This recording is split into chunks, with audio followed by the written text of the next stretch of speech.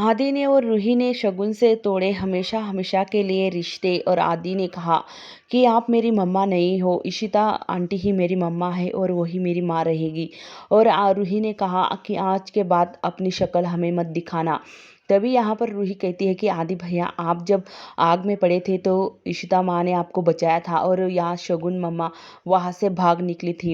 ये आदि सुनकर बहुत शौक हो जाता है कि कैसे मेरी खुद की माँ एक अपने स्वार्थ के लिए अपने बच्चों को कैसे मौत के कुएं में ढकल सकती है। यहाँ पर जब यहाँ पर जो लेडीज़ पुलिस आती है वो कहती है कि ये तुम्हारी क्या लगती है। रूही कहती है कि हमारी कोई लगती नहीं, हम इससे पहचानते भी नहीं है, इन्हें दूर करो हमारी नज़रों से। यहाँ पर वो अपनी मम्मी से कहती है कि आपने कभी मुझे अपना चेहरा दिखाया तो मैं आपको कभी न माफ़ नहीं करूँगी और चली जाओ यहाँ से, आप मेरी कोई नहीं लगती, ना ही मेरी आदि भैया की।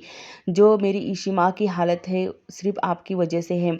यहाँ पर जो लेडीज़ पुलिस होती है वो बच्चों को मलहम पट्टी करने के लिए ले जाती है और उसे शगुन को कहती है कि तुम चली जाओ, बच्चे तुम्हें देखकर बहुत डर रहे हैं। तभी यहाँ पर पूरा परिवार आ जाता है, भल्ला परिवार, और इशिता के लिए रोने लगता है।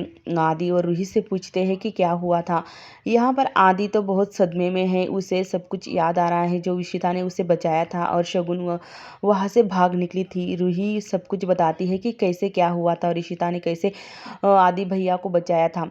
तो सारे लोग यहाँ पर इशिता ना मिलने पर काफ़ी परेशान हो जाते हैं और दूसरी तरफ तो रमन पागलों जैसी हरकत करने लगता है।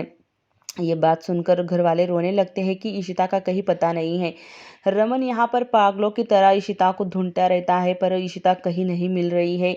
यहाँ पर कितने सारे लोग हैं जो जख्मी हुए हैं, यहाँ पर छोटे छोटे बच्चे भी हैं। रूही अपनी इशिता माँ के लिए बहुत रोती है। रमन कहता है कि ऐसे कैसे मुझे इशिता छोड़कर जा सकती है, नहीं कभी भी नहीं, मैं और इशिता को ढूंढ कर निकालूंगा, चाहे वो किसी भी जगह हो, पर मैं इशिता को ढूंढ कर निकालूंगा।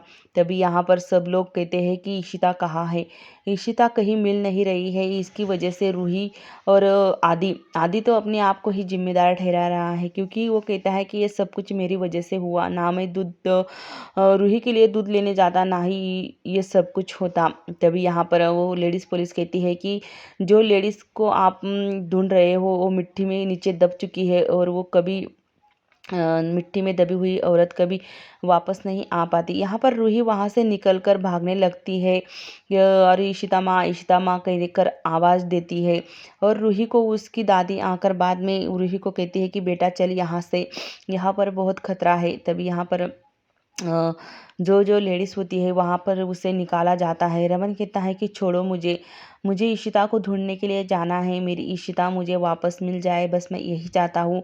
यहाँ पर रोमी और जो रमन का दोस्त है वो रमन को रोकते हैं वहाँ जाने के लिए क्योंकि यहाँ पर पुलिस ने बंदोबस्त लगा दिया है कि उधर कोई नहीं जाएगा, वहाँ पर खतरा है। यहाँ पर रूही भी अपनी दादी से कहती है कि दादी मुझे छोड़ो। तभी रूही की नज़र पड़ती है इशिता की हाथ पे।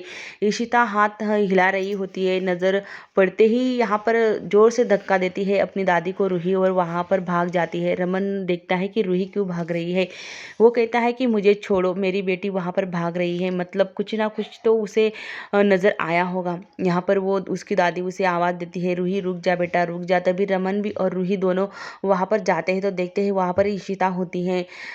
इशिता बेहोश होती है। यहाँ पर रूही कहती है कि पापा मम्मा को क्या हुआ, मेरी इशी माँ को क्या हुआ, अब उसे कहो ना कि अपनी आंखें खोले, वो अपनी आंखें क्यों नहीं खोल रही है। रमन उसको देख देख कर काफ़ी रोता है और कहता है कि इशिता देखो रूही तुम्हारे लिए रो रही है, तुम अपनी आंखें खोलो, कुछ तो बोलो इशिता। पर इशिता बेहोश होती है। रूही और रमन दोनों इशिता को बिलख कर रोते हैं। और तभी यहाँ पर जो लेडीज़ पुलिस होती है जो उन्हें इशिता को एम्बुलेंस में लेकर जाते हैं और कहते हैं कि पेशेंट के पास कोई नहीं रहेगा, हम पेशेंट को अस्पताल लेकर जा रहे हैं, सब पीछे से आना, गाड़ी में कोई एम्बुलेंस में कोई नहीं बैठेगा, पेशेंट को डिस्टर्ब होगा। तभी यहाँ पर रमन रूही को नीचे उतार देता है और कहता है, तभी यहाँ पर शगुन आती है और आदि से बात करने लगती है। आदि कहता है कि आप यहाँ से चले जाओ और आपका और मेरा कोई रिश्ता नहीं है, मैं आपसे हमेशा हमेशा के लिए रिश्ता तोड़ता हूँ और आप मेरी कोई नहीं लगती, समझ में आया। और अभी इसके बाद अपना चेहरा मुझे मत दिखाना। ये बात सुनकर शगुन को काफ़ी धक्का लगता है और वो एकदम से शॉक हो जाती है कि आदि उससे ऐसी बातें अचानक से क्यों कर रहा है, और उसे कहीं न कहीं लगता है कि उसकी ही गलती की वजह से आज उसके बच्चे उससे दूर हो गए। तभी यहाँ पर अशोक आता है और कहता है कि देखा ना, तुम्हारे बच्चे भी तुमसे दूर हो गए और आखिरकार इशिता जीत ही गई। यहाँ पर शगुन कहती है कि तुम चुप बैठो, ये सब कुछ मेरी गलती है और मेरी गलती की वजह से आज मेरे बच्चे मुझसे दूर हो गए हैं और मैंने ही मेरे बच्चों की जान खतरे में डाली थी। मैं एक माँ होकर भी अपनी माँ बनने का फर्ज नहीं निभा सकती अशोक, और तुम नहीं समझ सकते इस बात को। चले जाओ यहाँ से। यहाँ पर रूही शगुन से कहते हैं कि आप तो पीछे पीछे मत आना हमारे। यहाँ पर अस्पताल में सारे लोग आ जाते हैं। इशिता का भी इलाज चल रहा होता है और आदि को भी थोड़ी बहुत चोट लगी होती है, उसका भी। यहाँ पर वो कहती है कि मुझे मेरे बेटे आदि से मिलना है। तभी रमन की माँ संतोषी कहती है कि तुम नहीं मिल सकती मेरे पोते से, सब कुछ तुम्हारा किया धरा है और आप क्यों आई है यहाँ पर मुँह उठा के। चली जाओ यहाँ से और निकलो। आज के बाद मेरे आदि से मिलने की कोशिश मत करना। पर शगुन ज़बरदस्ती रूम में घुसने की कोशिश करती है और कहती है कि मैं उसकी माँ हूँ और मैं कभी भी मेरे बेटे से मिल सकती हूँ।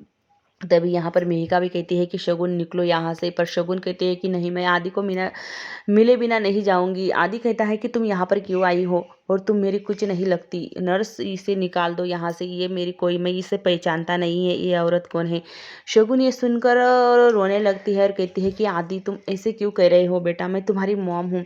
तभी आदि कहता है कि नहीं, अब तुम मेरी मॉम नहीं हो, बल्कि इशिता आंटी ही मेरी माँ है और वही मैं आपने तो यहाँ से भाग निकली थी, मेरी जान बचाई नहीं, और इशिता आंटी ने अपनी जान पर खेलकर मेरी जान बचाई है, तो वही मेरी माँ है और आज से आप मेरी कोई नहीं लगती, निकलो यहाँ से। नर्स कहती है कि जाओ यहाँ से, बच्चों को डिस्टर्ब मत करो, उसे आराम करने दो। तभी यहाँ पर दूसरी तरफ इशिता को अभी काफ़ी ठीक लगता है। रमन काफ़ी रोता है इसी बात को सोचकर कि आज इशिता के साथ कुछ हो जाता तो मैं इशिता के बिना कैसे जी पाता। वो रोता है और इशिता अपनी आंखें खोलकर देखती है, कहती है कि रमन पहले रोना बंद करो, तुम क्यों रो रहे हो। तभी यहाँ पर रमन उसे डांटता है और कहता है कि आज के बाद मुझे बिना बताए कहीं नहीं जाओगी, और कितना मैंने तुझे ढूंढा है, तुम्हें पता भी है कि मेरी हालत क्या हो गई थी तुम जब मिल नहीं रही थी।